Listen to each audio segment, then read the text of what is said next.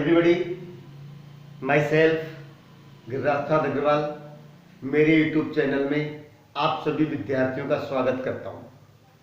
आज मैं आपके सामने आज के वीडियो में एक नया बिंदु लेकर उपस्थित हुआ हूं, जो कक्षा 9 के विद्यार्थियों के लिए तो इम्पोर्टेंट है ही, क्योंकि परीक्षा में आता है।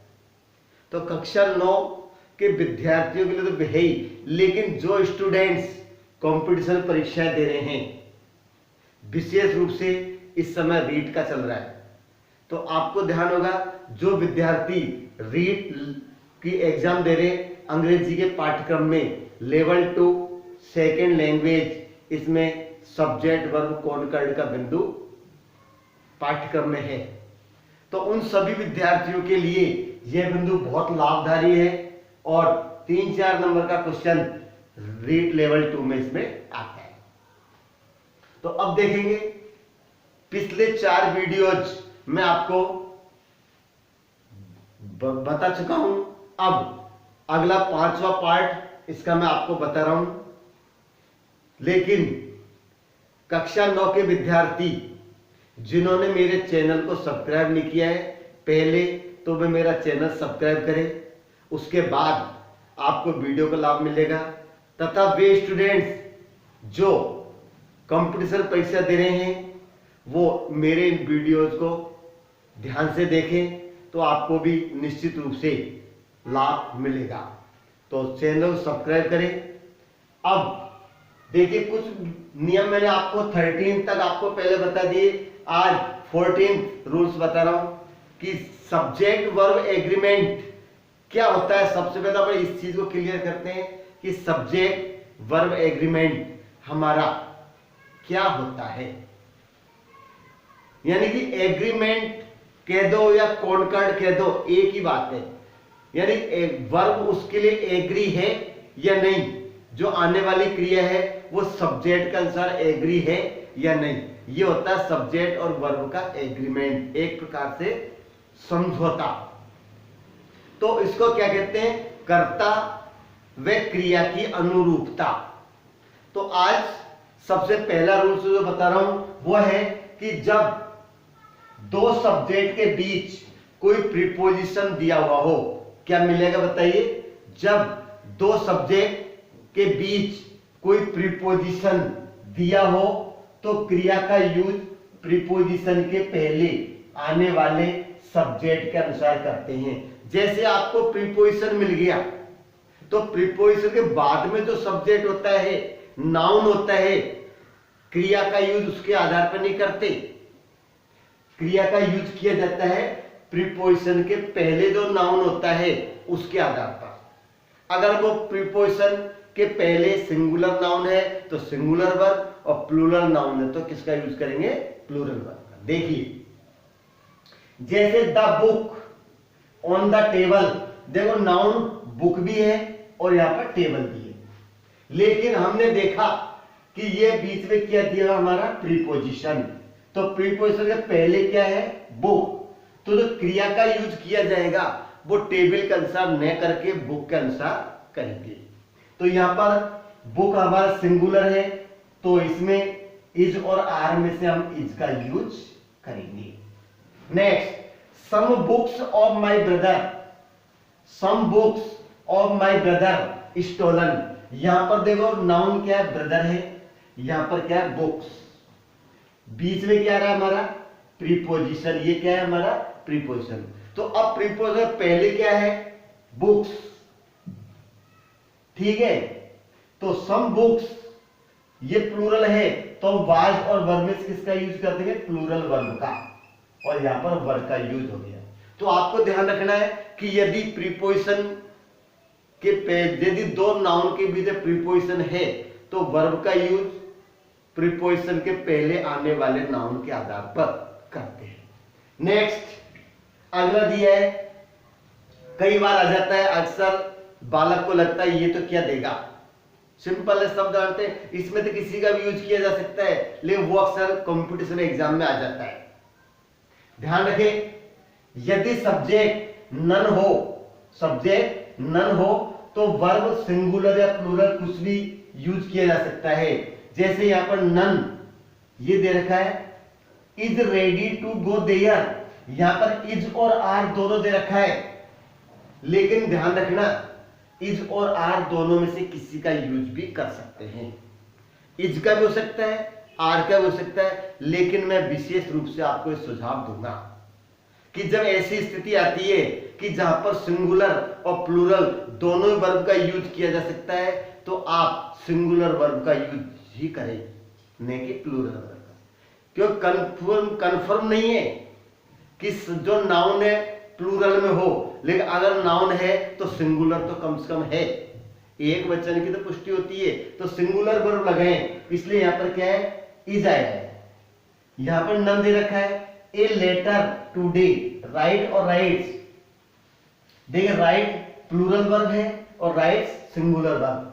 तो मैं आपको सुझाव देता हूं कि इस स्थिति में प्लूरल वर्ब न भर के सिंगुलर भरे, तो हम क्या भर देंगे यहां पर, राइट का राइट्स। ठीक है, वैसे आने को राइट भी आ सकता है, क्यों बताया सिंगुलर और प्लूरल किसी भी वर्ब का यूज हो सकता है, लेकिन विशेष रूप से मैं आपसे यही कहना चाहूंगा कि आप सिंगुलर वर्ब लगाएं। नेक्स्ट अगला जो दिया है उसको समझने का प्रयास करेंगे कि एंटीसीडेंट, एंटीसीडेंट तथा पूर्ववर्ती संज्ञा जो रिलेटिव प्रोनाउन में यूज की जाती है। जब मैंने रिलेटिव प्रोनाउन पढ़ाया था तब इस चीज के बारे में आपको बताया था कि एंटीसीडेंट क्या होता है। तो एंटीसीडेंट के तुरंत बाद किसका यूज किया जाता है, रिलेटिव प्रोनाउन। तो देखिए एंटीसीडेंट, अब ये दे रहा है वह नाउन जिसके बाद रिलेटिव प्रोनाउन आता है। तो एंटीसीडेंट वो होता है जिसके तुरंत बाद रिलेटिव प्रोनाउन आता है। का, तो एंटीसीडेंट का जो नंबर वह पर्सन होता है वही उसके रिलेटिव प्रोनाउन का होता है। एंटीसीडेंट जिस फॉर्म में होगा उसी फॉर्म में रिलेटिव प्रोनाउन होगा।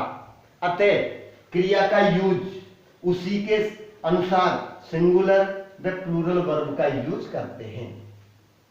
अगर एंटीसीडेंट हमारा सिंगुलर है तो सिंगुलर वर्ब का यूज करेंगे, और प्लूरल है तो प्लूरल वर्ब का यूज हम करेंगे, क्योंकि एंटीसीडेंट के अनुसार ही रिलेटिव प्रोनाउन का यूज होता है।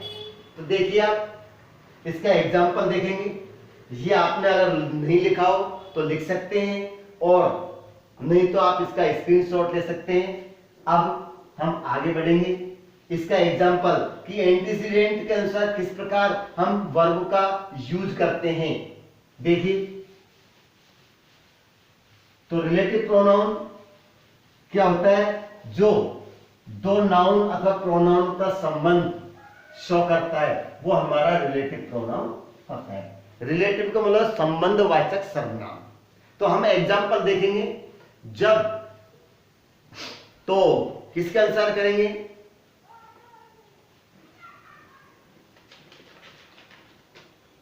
एंटीसीडेंट। तो देखिए इसका example the boy, the boy, the boy who, the boy who, रिक्त स्थान आपको मिल गया। Standing is my son, standing there, standing there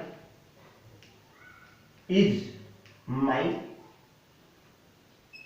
sun, is my son. तो यहां पर इतना दे रखा है कोष्टक में आपको इज और आर, क्या दे रखा है, इज और आर। तो द बॉय, यहां पर बॉय हमारा क्या देखिए सिंगुलर है, क्या है बताइए आप, सिंगुलर। तो हु भी सिंगुलर रूप में होगा, इसलिए हु के साथ इज का यूज किया जाएगा।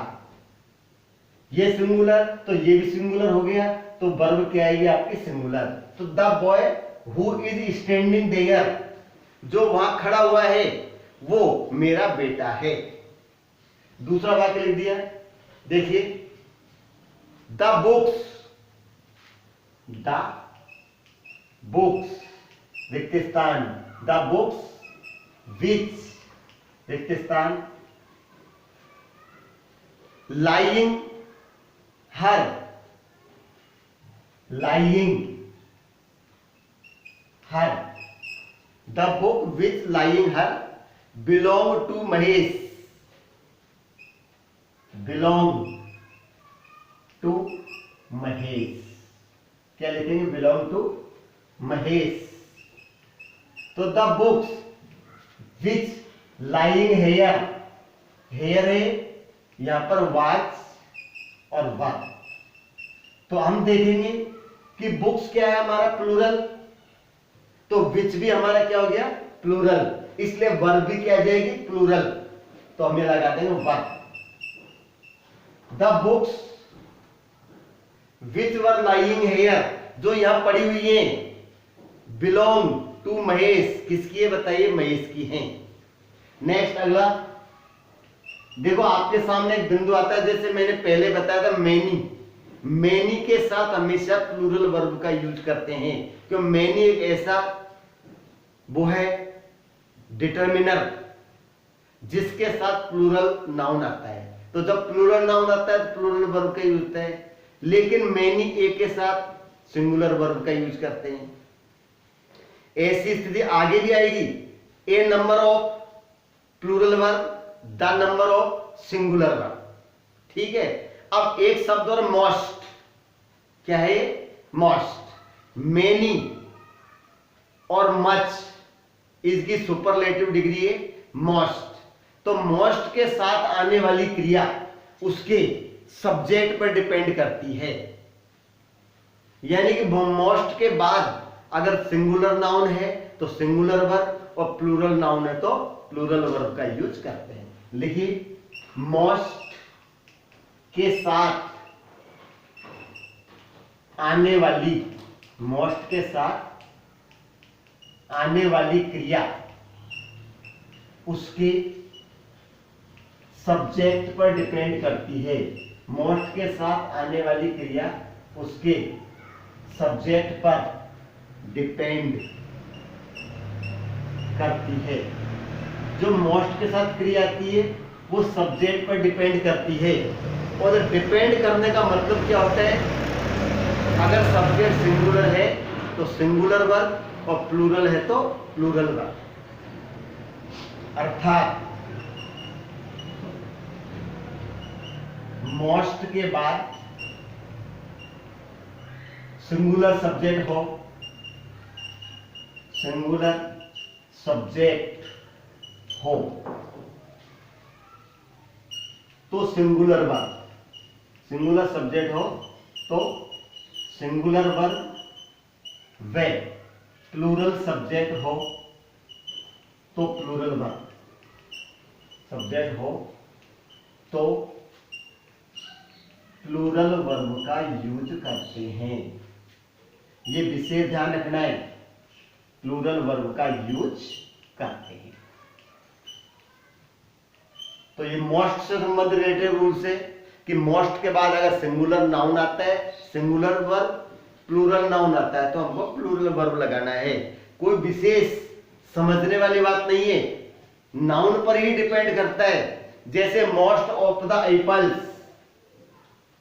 मोस्ट ऑफ द एप्पल्स रिक्तस्थान rotten was verb. Next, most of the apple, most of the apple, most of the students change कर देते हैं, मोस्ट ऑफ द स्टूडेंट,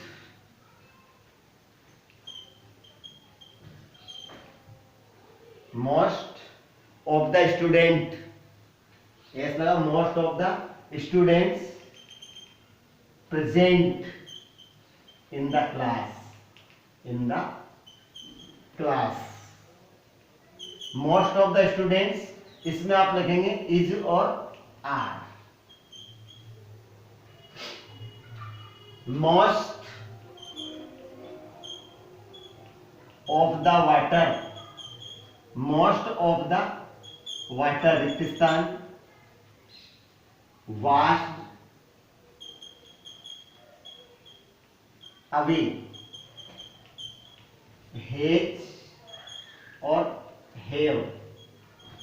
देखिए most of the apples rotten, most के साथ apples क्या plural है, इसलिए हम यहाँ पर किसके यूज करेंगे, वर।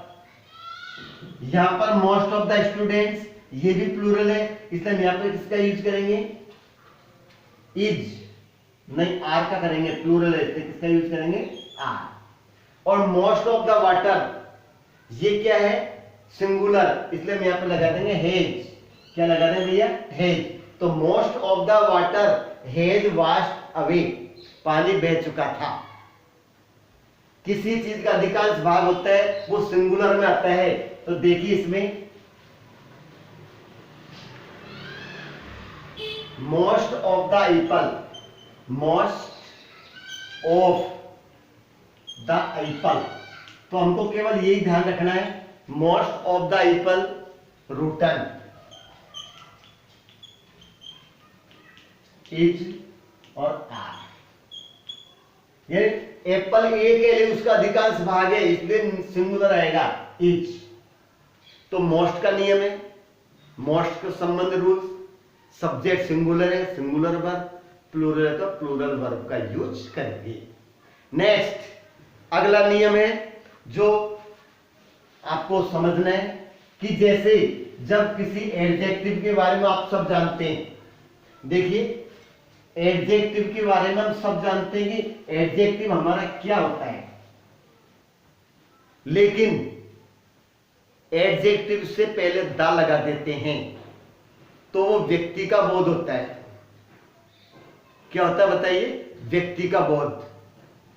और वो एडजेक्टिव ने रहकर वो फिर हमारा नाउन बन जाता है। तो नाउन बनता है तो उसमें प्लूरल वर्ब का यूज करेंगे, तो ढंग से समझेंगे। नेक्स्ट रूल, जब किसी एडजेक्टिव से पूर्व, जब किसी एडजेक्टिव से पूर्व दा लगाते हैं, एडजेक्टिव से पूर्व दा लगाते हैं तो वे नाउन बन जाते हैं। इसको याद करना है, नाउन बन जाते हैं। किसी एडजेक्टिव दा लगाएंगे तो क्या बन जाएंगे, नाउन बन जाते हैं। और उनसे व्यक्ति का बोध होता है, और उनसे व्यक्ति का बोध होता है। बताइए किसका बोध होता है, व्यक्ति का बोध होता है। ठीक है, और जब व्यक्ति का बोध होता है तब वह प्लूरल फॉर्म में होता है, तब वह नाउन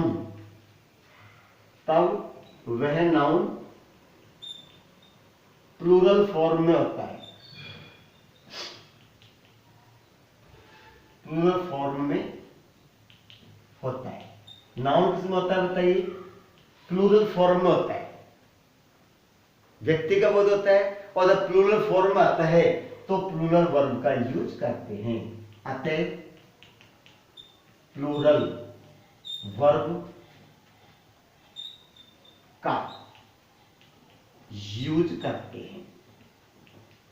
सीधी सीधी लैंग्वेज भी है, ये तो डिटेल में बताया कि जब किसी एडजेक्टिव से दा लगाते हैं तो वह नाउन बन जाते हैं और व्यक्ति का बोध होता है, और वह नाउन प्लूरल फॉर्म में होता है। और जब प्लूरल फॉर्म में होता है तो प्लूरल वर्ब का यूज करते हैं। लेकिन अगर सीधे सीधे आपको सरल भाषा में याद करना है कि जब किसी एडजेक्टिव से दा लगाते हैं तो प्लूरल फॉर्म, प्लूरल वर्ब का यूज करते हैं। जब किसी एडजेक्टिव को दा लगाते हैं तो प्लूरल वर्ब का यूज करते हैं। जैसे द पुअर, रेगिस्तान, the poor a miserable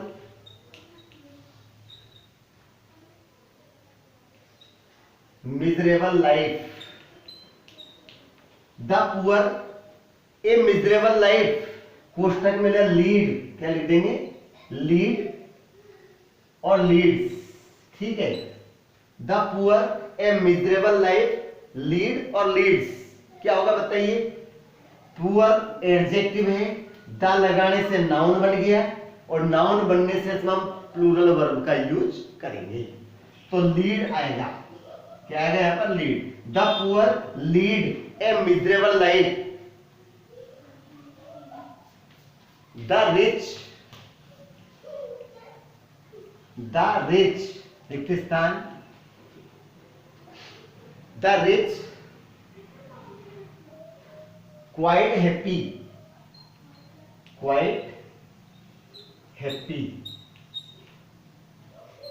was और वन।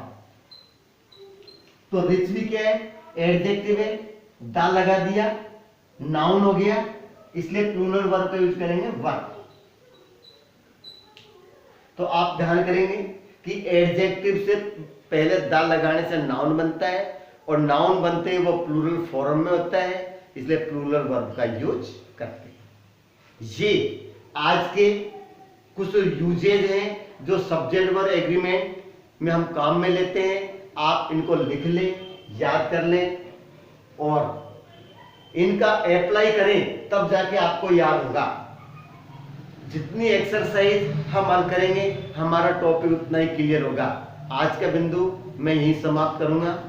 अगले वीडियो में अगले यूजेज के साथ फिर आऊंगा। तब तक के लिए मैं आपसे विदा लेना चाहता हूं और आशा करता हूं कि आपको मेरा ये वीडियो बहुत पसंद आया होगा। अगर पसंद आए तो लाइक करना और जिन्होंने मेरे चैनल को सब्सक्राइब नहीं किया है, चाहे वो किसी भी स्तर का बालक है, कंपटीशन के लेवल का हो या कक्षा 9 का हो, मेरे चैनल को सब्सक्राइब जरूर करें। धन्यवाद।